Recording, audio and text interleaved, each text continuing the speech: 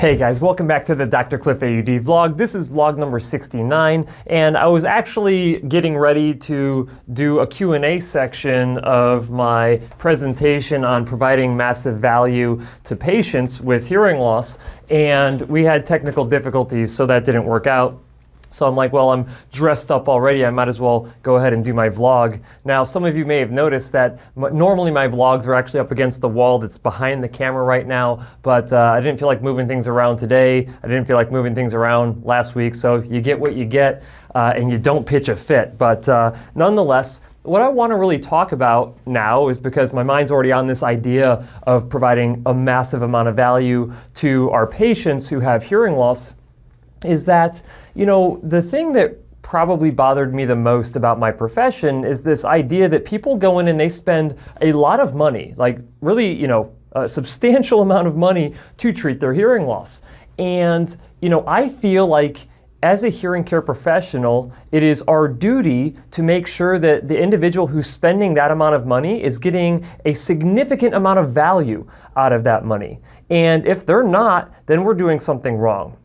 So my whole presentation really is about this aspect of what things should you be doing to provide massive value to the patients who come in to see you in your clinic. Because to be quite honest with you, if you're not providing a significant amount of value, if you're not providing more value than what someone could get by purchasing a device online, or, you know, going to a Costco or going wherever, then you serve no purpose. Like you have no role in this, right? And so, you know, I talk a lot about best practices. Best practices are these fundamental procedures that need to be done in order to maximize performance with hearing aids. There's a lot of research that backs this. That research has been around for quite some time. There are fundamental things that should be done by every hearing care professional in order to get the most out of a set of hearing aids, and yet the vast majority of hearing care professionals do not follow best practices. And that was really kind of like the whole emphasis behind me starting the Best Practice Pro Network. Because the Best Practice Pro Network, in order to get in, you have to verify that you are actually performing these best practices to the best of your capability. And to a large level of, I don't really know what I'm trying to say here, but basically the network was an extremely big success. And it was a big success because individuals with hearing loss had no way to quantify, like, if I spend, I don't know, $6,000 at this clinic, am I going to get the same care or worse care or better care than if I spend $6,000 at this other clinic over here? And you have literally no idea if you're going to be getting good care or not. And, you know, online reviews, I don't trust online reviews, hardly any online reviews anymore, just because they can be doctored, they can be fabricated. You can purchase online reviews. But, you know, that being said, it's really hard for individuals with hearing loss to know where they should be going. But the presentation didn't stop there. The presentation was talking about all of these different aspects of hearing care. Something that I talk about fairly regularly is this idea of person-centered care. Person-centered care is when you go in and you see a hearing care professional, and they actually spend the time to identify what your wants and needs are. They start to understand who you are as a person and what your values are, and they end up going with hearing treatment that basically benefits what your wants and needs are. They're not just fitting you as some device because that's the device that they always fit on somebody. And the problem with person-centered care is that you have to spend a lot of time to identify these little aspects of their life that can have a big impact on their overall ability to hear better with hearing treatment. And again, person-centered care is something that I think that, you know, a decent amount of hearing care professionals do, but even that doesn't matter if you're not following best practices at the same time. And so until you realize that in order to provide a significant amount of value to patients, you have to actually be performing person-centered care by following best practices. In fact, I would make the argument that in order to follow best practices, you actually have to use person-centered care, use a person-centered care approach in order to do so. The other aspect that I talk about in my presentation is basically this presentation that providers give to their patients, right? And that's the reason why I wanted to have a really nice clinic, because the experience that you get from going into a medical office or a clinic or whatever is part of the treatment too. I mean, to go in and have a facility that is kind of like run down, not up to date, doesn't have the latest,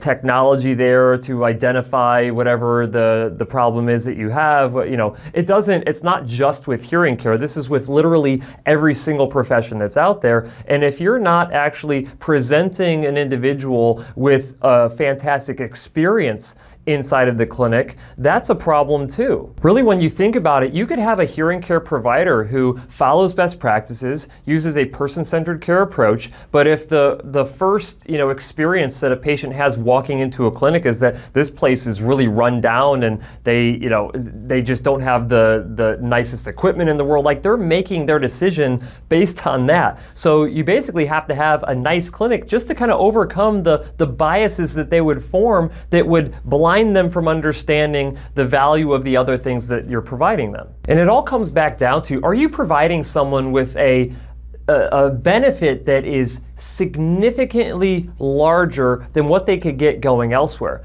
Because again, if the answer to that is no, then you either have to reduce how much you charge that patient, or you have to start doing the things that actually provide this extra amount of value.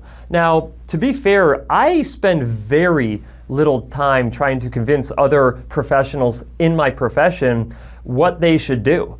And the reason that is because there have been audiologists around for decades at this point that have been preaching kind of the same stuff that I talk about on my YouTube channel, but they preach it to other hearing care professionals with the hope that those hearing care professionals would start to realize, like, okay, I need to actually follow best practices. I need to use a person-centered care approach. I need to provide a massive amount of value to my patients. But you know what? It's pretty easy for me to just get, a $6,000, $7,000 payday by cutting corners and not really following any of those. So what incentive is there?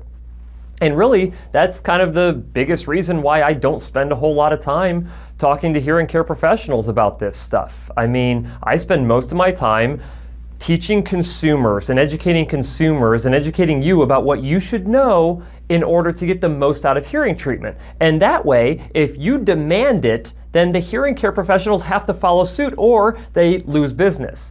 And we've seen this we've had a huge shift in the past couple of years. And the reason I know that is because the equipment manufacturers who make this reeler measurement equipment, who make test box equipment, who make all of these different pieces of equipment that are required to follow best practices, but a lot of clinics don't own them because they're like, well, I can sell hearing aids without using it. Why would I need to buy it? I've heard that there's been a significant increase in the amount of these units being purchased and being sold.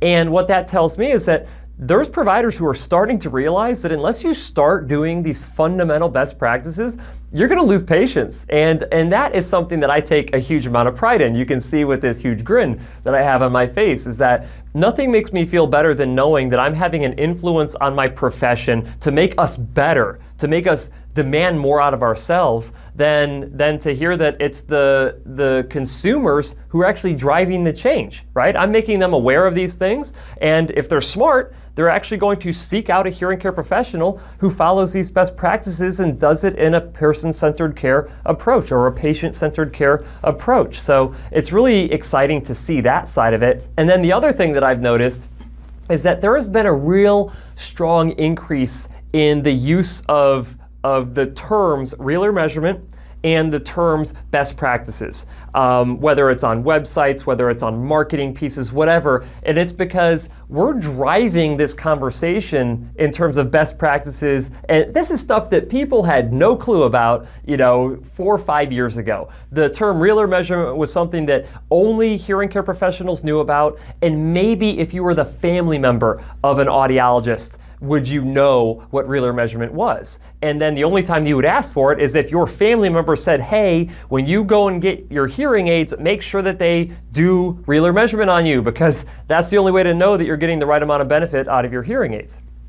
And now we're starting to see it kind of proliferate to this where now it's being used as a marketing term for these different clinics that actually have this equipment, and at least I presume they have the equipment, because they could technically be using the term best practices and not actually be following best practices. Or they could say, we do real ear measurement, and then when you come in, they pretend like they're doing real ear measurement when really it's just like a feedback calibration on the hearing aids. But I've heard it all.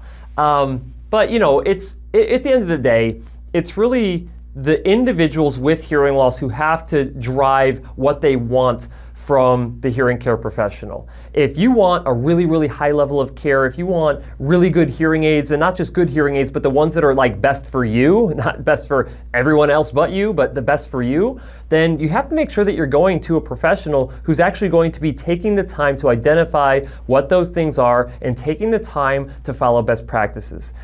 People say all the time, well, shoot, I can go here and get hearing aids online for $1,000, $2,000, or I can go to this, retailer and get them for a couple $1,000, and that's fine. Like, I'm totally cool with that.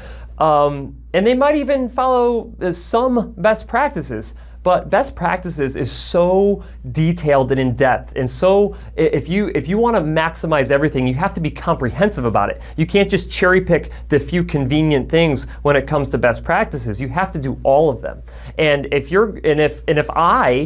other hearing care professionals are actually going to provide massive amounts of value to justify our existence, then we have to be doing these things. So I know I'm up on a soapbox here, and to be honest, all my vlogs are soapboxes, and I'm starting to get a little, cottonmouth here, because I just keep rambling. It doesn't help that I'm drinking iced espresso here, but at the end of the day, it really is something that needs to be talked about in the hearing loss community. We have to be talking about, value. And value can come in two forms. Value can come in the form of you pay very little money and you get just okay amount of benefit out of something, but that's okay because you spent low amounts of money. Or you can go the other aspect of value, which is you pay good money, but you get excellent care. That's another side of value. But what you don't want to be doing is you don't want to be spending a ton of money and getting average level care. You also don't want to be spending really a low amount of money but get no benefit out of hearing treatment. Both of those are wrong, but you just have to decide which one is the most appropriate for you. And sometimes financial ramifications of purchasing, hearing treatment from someone like me is not affordable, and I totally get that. There are other affordable options out there, but it doesn't mean that you should completely eliminate all of your expectations on benefit. And then if you happen to go that route and you're not getting the amount of benefit that you're hoping for, you have to seek someone out who can actually get you that amount of benefit. And the way that they're going to do that is going to be by following comprehensive best practices and a person-centered care approach. Okay, so now I don't feel so bad about getting dressed up for this Q&A session that didn't actually happen from this presentation. Hopefully you guys got some massive value out of this vlog. If you did, go ahead and give it a thumbs up. It helps me out a lot. And as always, guys, I'll see you next week.